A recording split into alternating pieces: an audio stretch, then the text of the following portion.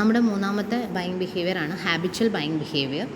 Habitual buying behavior is depicted when a consumer has low involvement in a purchase decision. In this case, the consumer is perceived only a few significant difference between brands.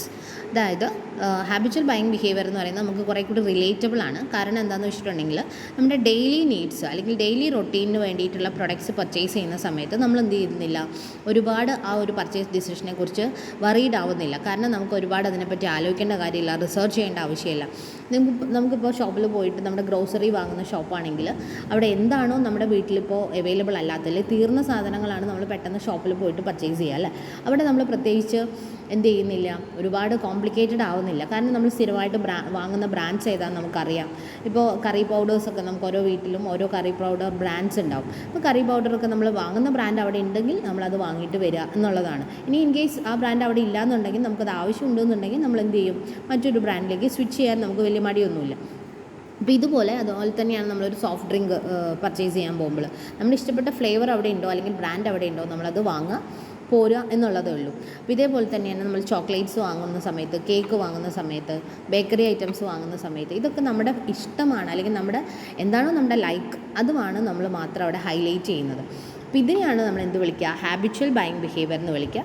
When a consumer are buying products that they use for their daily routine, they do not put a lot of thought. നമ്മൾ ഒരുപാട് അതിനെപ്പറ്റി ആലോചിക്കുന്നില്ല. They either buy their favourite brand, ഏറ്റവും favourite ആയിട്ടുള്ള brand അവിടെ ഉണ്ടെങ്കിൽ അത് വാങ്ങുക, or the one they use regularly, എപ്പോഴും നമ്മൾ യൂസ് ചെയ്യുന്ന ഒരു പ്രൊഡക്റ്റ് അവിടെ ഉണ്ടെങ്കിൽ അത് വാങ്ങുക, or the one available in store, ഇനി ഇതൊന്നും ഇല്ലെങ്കിൽ സ്റ്റോറിൽ എന്താണോ അവൈലബിൾ ആയിട്ടുള്ളത് അത് നമ്മൾ വാങ്ങുക, or the one that cost the least, ഏറ്റവും ചിലവ് കുറഞ്ഞിട്ടില്ല അല്ലെങ്കിൽ പ്രൈസ് കുറവുള്ളത് ഏതാണോ അത് വാങ്ങുക, അല്ലെങ്കിൽ ഏറ്റവും നല്ല ഓഫർ കിട്ടുന്നത് ഏതാണോ അത് വാങ്ങുക. അപ്പോൾ ഇങ്ങനെ നമുക്ക് ഭയങ്കര ലൈറ്റായിട്ട് എടുക്കാൻ പറ്റുന്ന ഒരു ഡിസിഷൻ ആയിരിക്കും ഈ പറയുന്ന ഹാബിച്വൽ ബൈയിങ് ബിഹേവിയറിൽ ഉണ്ടാവുക. ഇപ്പോൾ എക്സാമ്പിളായിട്ട് ഇവിടെ ഞാനൊരു എനർജി ഡ്രിങ്കിൻ്റെ കാര്യം കൊടുത്തിട്ടുണ്ട്. നമ്മളതിന് പ്രത്യേകിച്ച് എന്താണ്, നമ്മുടെ ബ്രാൻഡ് അവിടെ ഉണ്ടെങ്കിൽ നമ്മളിപ്പോൾ 7up അങ്ങനെ ഏതെങ്കിലും ഒരു ബ്രാൻഡാണ് നമ്മളെപ്പോഴും കുടിക്കാറുള്ളത് എങ്കിൽ നമ്മൾ 7up അവിടെ കാണുകയാണെങ്കിൽ നമ്മളത് പർച്ചേസ് ചെയ്യും എന്നുള്ളതാണ്. അപ്പോൾ ഇതിനെയാണ് നമ്മൾ എന്ത് വിളിക്കുക, ഹാബിച്വൽ ബൈയിങ് ബിഹേവിയർ എന്ന് വിളിക്കുക. Then habitual buying behaviour is influenced by television and print media.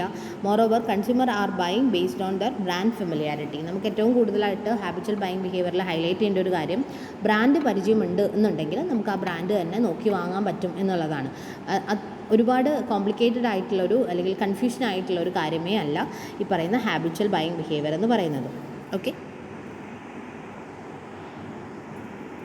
Variety seeking buying behaviour ആണ്. This is when a consumer switch between products or brands to experience something new. This can happen even if they are satisfied with their current choices. Here, consumer often do a lot of brand switching. The cost of switching products is low and hence consumer might want to try out new products just out for the curiosity. For example, a consumer like to buy a cookie and choose a brand without putting much thought in it. Next time, the same consumer might choose a different brand out of a wish for a different taste. അപ്പോൾ variety seeking buying behaviour എന്ന് പറയുന്നത് normally നമുക്ക് കണ്ടുവരാറുള്ള ഒരു buying ബിഹേവിയറാണ്. അതായത് നമ്മുടെ പരീക്ഷണങ്ങൾ നടത്തുക അല്ലെങ്കിൽ ചോയ്സസ് വ്യത്യാസപ്പെടുത്തുക. നമ്മൾ ഒരു തവണ വാങ്ങിയ സാധനം നെക്സ്റ്റ് ടൈം എന്ത് ചെയ്യില്ല, ഓക്കെ ഇത് നമ്മൾ കഴിഞ്ഞ തവണ ടേസ്റ്റ് ചെയ്തതാണല്ലോ എന്നാൽ അടുത്ത തവണ വേറെ ഒന്ന് നോക്കാം, അങ്ങനെ പറഞ്ഞിട്ട് നമ്മൾ ഇടയ്ക്കിടയ്ക്ക് ബ്രാൻഡ് സ്വിച്ചിങ് നടത്തുന്നതിനെയാണ് എന്ത് വിളിക്കുക, വെറൈറ്റി സീക്കിംഗ് ബൈയിങ് ബിഹേവിയർ എന്ന് വിളിക്കുക. അപ്പോൾ ഈ പറയുന്ന മറ്റൊരു പ്രൊഡക്റ്റിലേക്ക് സ്വിച്ച് ചെയ്യുന്നതിൻ്റെ ചിലവ് അല്ലെങ്കിൽ പ്രൈസ് വലിയ വ്യത്യാസമൊന്നും ഇല്ലാത്ത പ്രൊഡക്ട്സ് ആണെങ്കിൽ നമുക്ക് ഈസി ആയിട്ട് അത് ചെയ്യാനായിട്ട് പറ്റും. അപ്പോൾ ഒന്ന് ട്രൈ ചെയ്ത് നോക്കാം എന്നുള്ള രീതിയിൽ അത് പൊതുവേ നമ്മൾ ഹോട്ടലിലൊക്കെ ഫുഡ് കഴിക്കാൻ പോകുമ്പോൾ നമ്മൾ ഈ രീതിയിൽ ചെയ്യാറുണ്ട്. ദാറ്റ് ഇസ് വൺസ് നമ്മൾ അവിടുത്തെ ഒരു പ്രൊഡക്റ്റ് അല്ലെങ്കിൽ ഒരു ഫുഡ് ടേസ്റ്റ് ചെയ്തിട്ടുണ്ട്, നമ്മൾ നെക്സ്റ്റ് ടൈം പോകുമ്പോൾ എന്ത് വിചാരിക്കും, കഴിഞ്ഞ തവണ അത് കഴിച്ചതാണല്ലോ എന്നാൽ ഈ തവണ പുതിയതൊന്ന് കഴിക്കാം, അങ്ങനെ വിചാരിച്ചിട്ട് നമ്മൾ എന്ത് ചെയ്യും, ബ്രാൻഡ് അല്ലെങ്കിൽ പ്രൊഡക്റ്റ് സ്വിച്ച് ചെയ്യും. അപ്പോൾ ഇങ്ങനെ പുതിയ പ്രൊഡക്റ്റ് ട്രൈ ചെയ്യാനുള്ള ഒരു ക്യൂരിയോസിറ്റി കൂടെ ഈ ഒരു ബൈയിങ് ബിഹേവിയറിൻ്റെ പുറകിലുണ്ട് എന്നാണ്. ഓക്കെ, അപ്പോൾ നമുക്ക് പ്രത്യേകിച്ച് എന്താ പറയുക, വലിയൊരു ഇൻവോൾവ്മെൻറ്റിൻ്റെ ആവശ്യം അവിടെ വരുന്നില്ല. കാരണം നമുക്ക് എന്ത് ചെയ്യാൻ പറ്റും, വെറൈറ്റീസ് കണ്ടുപിടിക്കാൻ വേണ്ടിയുള്ള ഒരു മോട്ടീവാണ് ഇതിൻ്റെ പുറകിലുണ്ടാവുക. Okay, അപ്പോൾ consumers here generally buy different products not because of dissatisfaction but mainly with an urge to seek a variety. Normally ആദ്യത്തെ പ്രൊഡക്റ്റിന് ഡിസാറ്റിസ്ഫാക്ഷൻ ഉള്ളത് കൊണ്ടല്ല നമ്മൾ എന്ത് ചെയ്യുന്നത്, പുതിയ പ്രൊഡക്റ്റ് ട്രൈ ചെയ്ത് നോക്കുന്നത്. എന്താണ് നമ്മുടെ പുറകിലുള്ള ഉദ്ദേശം? ജസ്റ്റ് എ ക്യൂരിയോസിറ്റി, അല്ലെങ്കിൽ പുതിയ വെറൈറ്റീസ് സീക്ക് ചെയ്യാൻ വേണ്ടിയിട്ടുള്ള ഒരു ക്യൂരിയോസിറ്റി കൊണ്ട് മാത്രം നമ്മൾ എന്ത് ചെയ്യാണ്, പ്രൊഡക്റ്റ് അല്ലെങ്കിൽ ബ്രാൻഡ് സ്വിച്ച് ചെയ്യുന്ന പരിപാടിയാണ് ഈ പറയുന്ന വെറൈറ്റി സീക്കിംഗ് ബൈയിങ് ബിഹേവിയർ എന്ന് പറയുന്നത്. ഓക്കെ, ഇപ്പോൾ നമ്മൾ ഷോപ്പിൽ പോയിട്ട് ഒരു കുക്കി പർച്ചേസ് ചെയ്തു അല്ലെങ്കിൽ ഒരു ചോക്ലേറ്റ് പർച്ചേസ് ചെയ്തു. നെക്സ്റ്റ് ടൈം പോകുമ്പോൾ നമ്മൾ അതേ കുക്കി അല്ലെങ്കിൽ ചോക്ലേറ്റ് തന്നെ വാങ്ങണമെന്ന് ഒരു നിർബന്ധമില്ല. നമുക്ക് തോന്നുകയാണ് ശരി എന്നാൽ പുതിയതൊന്നും എടുക്കാൻ തോന്നിയിട്ട് നമ്മൾ വേറൊരു പുതിയ പ്രൊഡക്റ്റ് അവിടെ ട്രൈ ചെയ്ത് നോക്കുക. അപ്പോൾ ഇതിനെയാണ് നമ്മൾ എന്ത് വിളിക്കുക, വെറൈറ്റി സീക്കിംഗ് ബൈയിങ് ബിഹേവിയർ എന്ന് വിളിക്കാം. ഇതും നമുക്ക് ഫെമിലിയർ ആണ്, നമുക്ക് ഡെയിലി ലൈഫിൽ നമ്മൾ ചെയ്യുന്നൊരു കാര്യമാണ്. അപ്പോൾ ഇതും നമ്മുടെ ബൈയിങ് ബിഹേവിയറിൽ വരുന്നൊരു കാര്യമാണ്. അപ്പോൾ ഇങ്ങനെ 4 തരത്തിലുള്ള ബൈയിങ് ബിഹേവിയറാണ് പൊതുവേ കൺസ്യൂമേഴ്സിൻ്റെ മൈൻഡിൽ അല്ലെങ്കിൽ കൺസ്യൂമേഴ്സിൻ്റെ ബൈയിങ് ഹാബിറ്റിൽ നമ്മൾ കാണാറുള്ളത്. ഓക്കെ, ക്ലിയർ ആണെന്ന് വിചാരിക്കുന്നു. വരുന്നത് approaches or view points of consumer decision making ആണ്.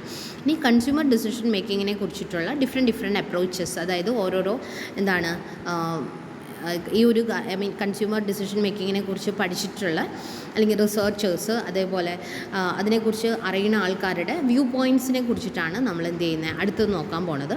അല്ലെങ്കിൽ different approaches which are used in consumer decision making. അപ്പോൾ there are 4 view points or approaches under which the consumer approach towards a purchase. It is categorized. These models explains that the consumers can be rational, emotional, practical while purchasing a product. അപ്പോൾ നമുക്കറിയാം, ഒരു consumer ഒരു product purchase ചെയ്യുന്ന സമയത്ത് അയാൾക്ക് പല mind set ആയിരിക്കും ഉണ്ടാവുക. ഓക്കെ, നമുക്ക് എപ്പോഴും അറിയാം നമ്മൾ എപ്പോഴാണ് ഒരു പ്രൊഡക്റ്റ് പർച്ചേസ് ചെയ്യാൻ പോകുന്നത്, when we have A need, അല്ലേ? നമുക്കൊരു ആവശ്യം ഉണ്ടാകുമ്പോഴാണ് നമ്മളൊരു പ്രൊഡക്റ്റ് പർച്ചേസ് ചെയ്യുന്നത്. അപ്പോൾ ഈ പറയുന്ന ആവശ്യങ്ങളുടെ ഇമ്പോർട്ടൻസും അല്ലെങ്കിൽ അതിൻ്റെ എത്രമാത്രം നമുക്ക് ആവശ്യം കൂടുതലായിട്ടുണ്ടോ അതിനനുസരിച്ചിട്ടൊക്കെയാണ് നമ്മുടെ പർച്ചേസ് ഡിസിഷൻസ് ഉണ്ടാവുക. അപ്പോൾ ഈ ഒരു കാര്യങ്ങൾ നമ്മളൊരു 4 പോയിൻറ്റ്സ് ആയിട്ട് അല്ലെങ്കിൽ 4 മോഡൽസ് അല്ലെങ്കിൽ അപ്രോച്ചസ് ആയിട്ട് ഡിവൈഡ് ചെയ്തിട്ടുണ്ട്. അതാണ് നമ്മൾ പറയാൻ പോണത്. ഫസ്റ്റ് വൺ വരുന്നത് എക്കണോമിക്കൽ വ്യൂ ആണ്, അല്ലെങ്കിൽ എക്കണോമിക്കൽ വ്യൂ പോയിൻറ്റ് അല്ലെങ്കിൽ economical approach. In this, the consumer make rational purchase decision post a thorough evaluation. He himself decides the purchase without getting influenced. It is assumed that the consumer is knowledgeable and fully aware of the products അല്ലെങ്കിൽ pros and cons of the product. Therefore, he is an economic buyer who take logical and reasonable decisions. അപ്പോൾ economical view എന്ന് പറയുന്നത് എന്താ പറയുക, കുറേ കൂടി നമുക്ക് നമ്മുടെ പാരൻസിനെ കണ്ടുപഠിക്കാം, അല്ലെങ്കിൽ പാരൻസിൻ്റെ ഒരു ബിഹേവിയർ ഏത് രീതിയിലാണ് ഉണ്ടാവുക എന്ന് വെച്ചിട്ടുണ്ടെങ്കിൽ എക്കണോമിക്കൽ വ്യൂ പോയിൻ്റാണ് അവരുടെ പർച്ചേസ് ഡിസിഷനിൽ നമുക്ക് കാണാനായിട്ട് പറ്റുക. കാരണം പാരൻസ് അനാവശ്യമായിട്ട് ഒരു പ്രൊഡക്ട്സും പൊതുവേ എന്ത് ചെയ്യാറില്ല, പർച്ചേസ് ചെയ്യാറില്ല. അപ്പോൾ ഒരു പ്രൊഡക്റ്റ് പർച്ചേസ് ചെയ്യുമ്പോഴും അതിൻ്റെ പ്രോസ് ആൻഡ് കോൺസ് നമ്മൾ ഇവാലുവേറ്റ് ചെയ്തിട്ട്, അല്ലെങ്കിൽ പ്രോസ് ആൻഡ് കോൺസ് പറഞ്ഞിട്ടുണ്ടെങ്കിൽ അതിൻ്റെ പോസിറ്റീവ്സും നെഗറ്റീവ്സും ഇവാലുവേറ്റ് ചെയ്ത് അതിനെക്കുറിച്ച് ആലോചിച്ചിട്ട് മാത്രം ഒരു ഡിസിഷൻ നമ്മൾ ചില സമയത്ത് എടുക്കാറുണ്ട്. അതായത് ഭയങ്കര റാഷണലായിട്ട് നമ്മൾ എടുക്കുന്ന ഡിസിഷൻസ് ആയിരിക്കും അത്. അതായത് ഇതിപ്പോൾ വാങ്ങേണ്ട ആവശ്യമുണ്ടോ, ഇത് വാങ്ങിയിട്ടുണ്ടെങ്കിൽ ഉണ്ടാവുന്ന ഗുണങ്ങൾ എന്തൊക്കെയാണ്, ഇതിപ്പോൾ വാങ്ങിയാൽ ഉണ്ടാകുന്ന ദോഷങ്ങൾ എന്തൊക്കെയാണ്, ഇങ്ങനെയൊക്കെ ചിന്തിച്ചിട്ട് നമ്മളൊരു പർച്ചേസ് ഡിസിഷൻ എടുക്കുന്നത് നോർമലി കൺസ്യൂമേഴ്സിന് ഇടയിൽ കാണാൻ പറ്റുന്നൊരു കാര്യമാണ്. പൊതുവേ നമുക്കിപ്പോൾ ഫണ്ടിന് ഷോർട്ടേജ് ഉള്ള സമയത്ത് നമ്മൾ അനാവശ്യമായിട്ട് പ്രൊഡക്റ്റ് വാങ്ങാറില്ല. ഇപ്പോൾ എന്തെങ്കിലും തരത്തിലുള്ള ഫിനാൻഷ്യൽ ക്രൈസിസ് നമുക്കുണ്ടെന്നുണ്ടെങ്കിൽ നമ്മൾ എന്ത് ചെയ്യും, വാങ്ങുന്ന സാധനങ്ങളുടെ പ്രയോറിറ്റീസ് നോക്കിയിട്ടാണ് വാങ്ങുക. ഇതിപ്പോൾ ആവശ്യമുണ്ടോ, ഇത് നമുക്ക് മാറ്റി വെക്കാൻ പറ്റുമോ എന്നുള്ളത് നോക്കിയിട്ടാണ് നമ്മളൊരു പ്രൊഡക്റ്റ് പർച്ചേസ് ചെയ്യുക. അപ്പോൾ അങ്ങനെ എടുക്കുന്ന പർച്ചേസ് ഡിസിഷൻ എന്ന് പറയുന്നത് റാഷണൽ ആയിട്ടുള്ള പർച്ചേസ് ഡിസിഷൻ ആയിരിക്കും. അപ്പോൾ നമ്മൾ ഒരിക്കലും ആ ഒരു പ്രൊഡക്റ്റിൽ അട്രാക്റ്റീവായിട്ട് അല്ലെങ്കിൽ അട്രാക്റ്റായിട്ട് നമ്മളത് വാങ്ങുകയല്ല ചെയ്യുന്നത്. നമ്മുടെ നീഡ്സ് നോക്കിയിട്ട്, നമ്മുടെ ഫിനാൻഷ്യൽ കപ്പാസിറ്റി നോക്കിയിട്ട് വളരെ ആലോചിച്ച് ലോജിക്കലി മാത്രം നമ്മളൊരു പർച്ചേസ് ഡിസിഷൻ എടുക്കുന്നുണ്ടെന്നുണ്ടെങ്കിൽ അതിനാണ് നമ്മൾ ഇക്കണോമിക്കൽ വ്യൂ പോയിൻറ്റ് എന്ന് പറയുക. അപ്പോൾ ഇവിടെ എപ്പോഴും റീസണബിൾ ആയിട്ടുള്ള ചോയ്സസ് അല്ലെങ്കിൽ റീസണബിൾ ആയിട്ടുള്ള പർച്ചേസസ് മാത്രമേ നമ്മൾ ചെയ്യാറുള്ളൂ. അനാവശ്യമായിട്ട് വീട്ടിലേക്ക് ഒരു സാധനവും അല്ലെങ്കിൽ അനാവശ്യമായിട്ട് ഒരു പർച്ചേസും നമ്മൾ എന്ത് ചെയ്യുന്നില്ല, നടത്തുന്നില്ല. അപ്പോൾ ഇതിനെയാണ് നമ്മൾ ഇക്കണോമിക്കൽ വ്യൂ പോയിൻറ്റ് എന്ന് പറയുക. ആൻഡ് രണ്ടാമത്തേത് വരുന്നത് പാസീവ് വ്യൂ പോയിൻ്റ് ആണ്. Passive views, as per the passive views, the consumer purchase products due to the firm's marketing strategies. More precisely, it is believed that the purchase result from a company's advertisement and promotional campaigns. It is said to be opposite of the economic view. അപ്പോൾ economic വ്യൂവിൻ്റെ നേരെ opposite വരുന്നൊരു view ആണ് passive view എന്ന് പറയുന്നത്. അതായത് normally നമ്മുടെ ജീവിതത്തിൽ നമ്മൾ ചെയ്യുന്നൊരു കാര്യമാണ്. നമ്മൾ സൂപ്പർ മാർക്കറ്റ്സിലൊക്കെ പോയി കഴിഞ്ഞിട്ടുണ്ടെങ്കിൽ അവിടെ ബൈ വൺ ഗെറ്റ് വൺ ഓഫേഴ്സൊക്കെ നമുക്ക് കാണാൻ പറ്റും. Buy one get one offers ആയിരിക്കാം, ടുഡേയ്സ് ഓഫേഴ്സ് എന്നൊക്കെ പറഞ്ഞിട്ട് ഇന്നത്തെ നമ്മളിപ്പോൾ പോണത് ഒരു മൺഡേ ആണെങ്കിൽ മൺഡേക്ക് മാത്രമുള്ള കുറേ ഓഫേഴ്സ് കാണാം. അപ്പോൾ നമുക്ക് ഒരാവശ്യവും ഇല്ലെങ്കിലും ചിലപ്പോൾ നമ്മൾ എന്ത് ചെയ്യും, ഓഫർ കണ്ടിട്ട് ആ പ്രൊഡക്റ്റ് പർച്ചേസ് ചെയ്യും. അപ്പോൾ ഇതെന്ന് പറയുന്നത് ഭയങ്കര പാസീവായിട്ടുള്ളൊരു ഡിസിഷനാണ്. അവിടെ നമ്മുടെ ഡിസിഷന് കാരണം എന്ന് പറയുന്നത് ആ കമ്പനി കൊടുത്തിട്ടുള്ള അഡ്വർടൈസ്മെൻറ്റ്സും കമ്പനിയുടെ മാർക്കറ്റിംഗ് സ്ട്രാറ്റജീസും മാത്രമാണ്. നമുക്കിപ്പോൾ പെട്ടെന്നൊരു നെസസറി ഇല്ല. ഇപ്പോൾ നമ്മൾ വീട്ടിലേക്ക് സാധാരണഗതിയിൽ വാങ്ങുന്ന സാധനം, ഇപ്പോൾ പുട്ടുപൊടി പോലത്തെ സാധനങ്ങളാണ് വാങ്ങണേ വിചാരിക്കുക. ഇപ്പോൾ നമുക്ക് ഷോപ്പിൽ പോയിട്ടുണ്ടെങ്കിൽ ബൈ വൺ ഗെറ്റ് വൺ ആയിട്ട് ഒരു ഓഫർ കിടക്കുന്നത് കണ്ടു. നോർമലി നമുക്ക് ഒരു പുട്ടുപൊടിയുടെ ആവശ്യമില്ലൂ. പക്ഷേ നമ്മൾ എന്ത് ചെയ്യും, buy one get one offer കണ്ടു കഴിഞ്ഞാൽ നമ്മൾ വിചാരിക്കും ശരി ഒന്ന് വാങ്ങുമ്പോൾ ഒന്നുകൂടി കിട്ടുമല്ലോ വിചാരിച്ചിട്ട് നമ്മളത് വാങ്ങും. അപ്പോൾ നമ്മളവിടെ രണ്ട് പ്രൊഡക്റ്റ് അല്ലെങ്കിൽ സെയിം പ്രൊഡക്റ്റ് തന്നെ രണ്ട് കോപ്പി നമ്മൾ പർച്ചേസ് ചെയ്തു. കാരണം നമുക്കിപ്പോൾ ഇത് ആവശ്യമില്ല, പക്ഷേ എന്തുകൊണ്ട് നമ്മൾ വാങ്ങി, ഓഫർ ഉള്ളത് കൊണ്ട് മാത്രം നമ്മളത് പർച്ചേസ് ചെയ്തു. അപ്പോൾ ഇങ്ങനെ നമ്മൾ റാഷണലായിട്ട് ആലോചിക്കാതെ അല്ലെങ്കിൽ നമ്മുടെ ലോജിക്കലായിട്ട് ആലോചിക്കാതെ നമ്മൾ വാങ്ങുന്ന അല്ലെങ്കിൽ ഡെസിഷൻസ് എടുക്കുന്നതിനെയാണ് നമ്മൾ പാസീവ് വ്യൂസ് എന്ന് പറയുക. ഇതിൻ്റെ ബിഹൈൻഡുള്ള റീസൺ എന്ന് പറയുന്നത് പൊതുവേ കമ്പനീസ് അല്ലെങ്കിൽ മാർക്കറ്റേഴ്സ് കൊടുക്കുന്ന അഡ്വർടൈസ്മെൻറ്റ്സും പ്രൊമോഷണൽ സ്ട്രാറ്റജീസും മാത്രമാണ്. നമ്മുടെ ആ ഒരു ഡിസിഷൻ അപ്പോൾ ചേഞ്ച് ചെയ്യാൻ കാരണം എന്താണ്, ഈ പറയുന്ന കമ്പനീസ് കൊടുക്കുന്ന ഓഫേഴ്സ് കൊണ്ടോ അവരുടെ മാർക്കറ്റിംഗ് സ്ട്രാറ്റജീസ് കൊണ്ടോ പ്രൊമോഷണൽ ആക്ടിവിറ്റീസോ കൊണ്ടായിരിക്കാം. അപ്പോൾ ഇവിടെ നമ്മൾ ലോജിക്കലായിട്ടോ റാഷണലായിട്ടോ ചിന്തിക്കുന്നതേ ഇല്ല. ഇതിൻ്റെ പ്രോസ് ആൻഡ് കോൺസിനെ പറ്റി നമ്മൾ ആലോചിക്കുന്നതേ ഇല്ല. നമ്മൾ എന്ത് ചെയ്യുന്നു, അഡ്വർടൈസ്മെൻറ്റ് കാണുന്നു അല്ലെങ്കിൽ ഓഫർ കാണുന്നു, നമ്മൾ പ്രൊഡക്റ്റ് പർച്ചേസ് ചെയ്യുന്നു. ആൻഡ് മൂന്നാമത്തെ വ്യൂ എന്ന് പറയുന്നത് കോഗ്നിറ്റീവ് വ്യൂ ആണ്.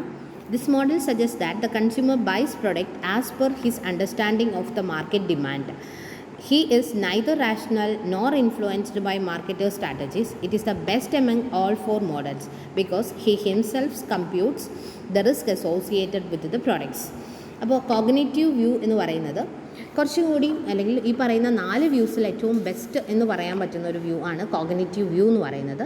അപ്പോൾ ഈ പറയുന്ന മാർക്കറ്റ് ഡിമാൻഡിനനുസരിച്ച് അല്ലെങ്കിൽ നമ്മുടെ ആവശ്യങ്ങൾക്ക് മാത്രം അനുസരിച്ച് പ്രൊഡക്റ്റ് പർച്ചേസ് ചെയ്യുന്നതിനെയാണ് നമ്മൾ കോഗ്നിറ്റീവ് വ്യൂ എന്ന് പറയുക.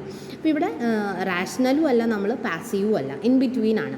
അപ്പോൾ ഒരുപാട് നമ്മൾ പണത്തിനെ കുറിച്ചിട്ടോ പ്രൊഡക്റ്റിനെ കുറിച്ചിട്ടോ അങ്ങനെ ആലോചിക്കണം, അങ്ങനെ ഒരു കോംപ്ലിക്കേറ്റഡ് ആയിട്ടുള്ള സാധനമൊന്നുമല്ല. പക്ഷേ നമ്മളെന്നാൽ വേസ്റ്റ് ആവുന്ന സാധനങ്ങൾ വാങ്ങുന്നുമില്ല. അപ്പോൾ നമുക്ക് അതിന് ഇൻ ബിറ്റ്വീൻ വരുന്നൊരു സംഭവമാണ് ഈ കോഗ്നിറ്റീവ് വ്യൂ എന്ന് പറയുന്നത്. അപ്പോൾ നമുക്ക് ഈ പ്രൊഡക്റ്റ് വാങ്ങിയാലുള്ള പ്രോസ് ആൻഡ് കോൺസ് വ്യക്തമായിട്ട് അറിഞ്ഞിട്ട് നമ്മൾ ആ പ്രൊഡക്റ്റ് എന്ത് ചെയ്യുന്നു, പർച്ചേസ് ചെയ്യുകയാണ്. നമ്മൾക്ക് തന്നെ എന്ത് ചെയ്യാൻ പറ്റും, ഈ പ്രൊഡക്റ്റ് വാങ്ങിയാലുള്ള പ്രശ്നങ്ങൾ കമ്പ്യൂട്ട് ചെയ്യാൻ പറ്റും, ഇത് വാങ്ങിയാലുള്ള നല്ല കാര്യങ്ങൾ കമ്പ്യൂട്ട് ചെയ്യാൻ പറ്റും. ഇതൊക്കെ നോക്കിയിട്ട് മാത്രം നമ്മൾ എന്ത് ചെയ്യുന്നു, ഒരു പ്രൊഡക്റ്റ് പർച്ചേസ് ചെയ്യുന്നു എന്നുള്ളതാണ്. അപ്പോൾ അത് കോഗ്നിറ്റീവ് വ്യൂ ആണ്. അതായത് നമുക്ക് ഏറ്റവും നെസസറി ആയിട്ടുള്ള സാധനങ്ങൾ കറക്റ്റ് ടൈമിൽ പർച്ചേസ് ചെയ്യുക എന്നുള്ളതാണ് കോഗ്നിറ്റീവ് വ്യൂ കൊണ്ട് ഉദ്ദേശിക്കുന്നത്. നമുക്ക് ഏറ്റവും ആവശ്യമുള്ളൊരു സാധനം അത് വാങ്ങാതെ വെച്ചിരുന്നിട്ട് പ്രത്യേകിച്ച് ഗുണമൊന്നുമില്ലല്ലോ.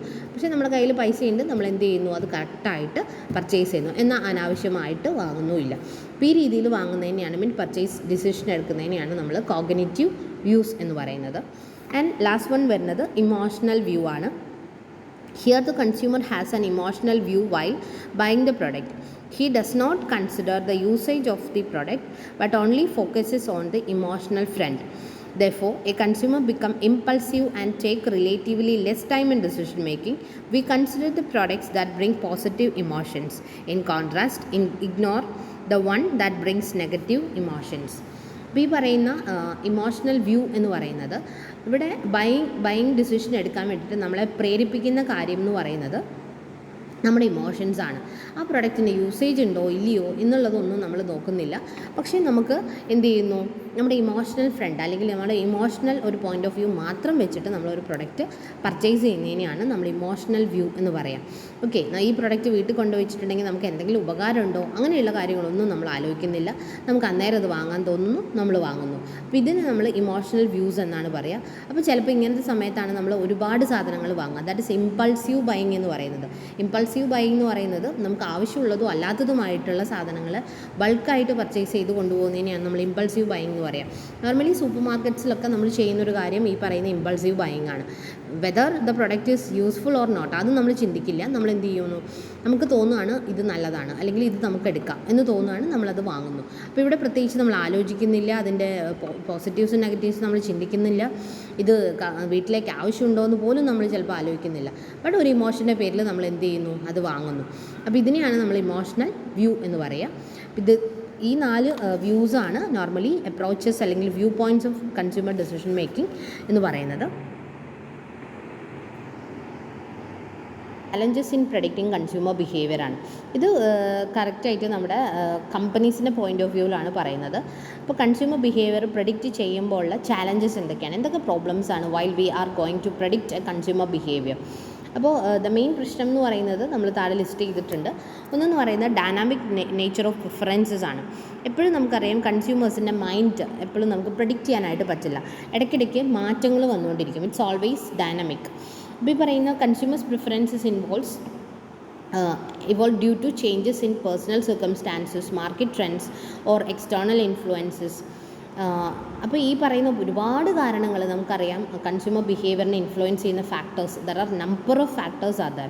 അപ്പോൾ ഈ ഒരുപാട് കാര്യങ്ങൾ നമ്മുടെ മാർക്കറ്റിൻ്റെ ട്രെൻഡ്സ്, ചിലപ്പം കൺസ്യൂമേഴ്സിൻ്റെ പേഴ്സണൽ സർക്കംസ്റ്റാൻസസ്, ഫിനാൻഷ്യൽ സ്റ്റെബിലിറ്റി, അതുപോലെ എക്സ്റ്റേണൽ ഫാക്ടേഴ്സ് ആയിട്ടുള്ള economic condition, technological advancement, climate change, ഇങ്ങനെ പല കാരണങ്ങളും എന്തുണ്ട് കൺസ്യൂമർ ബിഹേവിയേഴ്സിനെ ഇൻഫ്ലുവൻസ് ചെയ്യുന്നുണ്ട്. അപ്പോൾ ഇതൊക്കെ വെച്ചിട്ട് വേണം നമ്മൾ എന്ത് ചെയ്യാൻ, ഇവരുടെ കൺസ്യൂമർ ബിഹേവിയർ നമുക്ക് പ്രെഡിക്റ്റ് ചെയ്യാൻ വേണ്ടിയിട്ട്. അപ്പോൾ മെയിൻ ആയിട്ടുള്ള പ്രശ്നം എന്ന് പറയുന്നത് ഡൈനാമിക് നേച്ചർ ഓഫ് പ്രിഫറൻസസ് ആണ്. കൺസ്യൂമേഴ്സിൻ്റെ ബിഹേവിയറിൽ വരുന്ന ചേഞ്ചസ് എപ്പോഴും എന്ത് ചെയ്തുകൊണ്ടിരിക്കും, മാറ്റങ്ങൾ വന്നുകൊണ്ടിരിക്കും. അപ്പോൾ അതാണ് ഒന്നാമത്തെ പ്രശ്നം. രണ്ടാമത്തേത് കൾച്ചറൽ ആൻഡ് റീജിയണൽ ഡിഫറൻസസ്.